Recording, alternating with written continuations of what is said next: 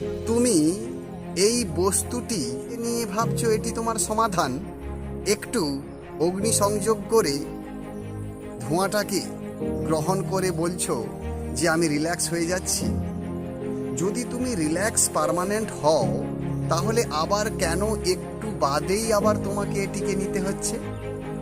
তুমি অত্যন্ত বোকা, আর পার্মানেন্ট সলিউশন তুমি চাও না।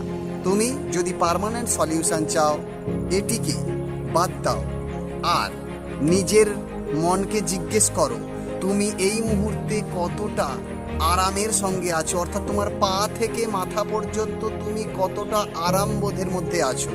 যদি তুমি আরাম বা রিল্যাক্স ভাব আনতে পারো নিজের মধ্যে, সেই সমস্যার সমাধান তোমার পার্মানেন্ট। এই সাময়িক সমস্যার সমাধান আর তোমার প্রয়োজন হবে না। ওম শান্তি।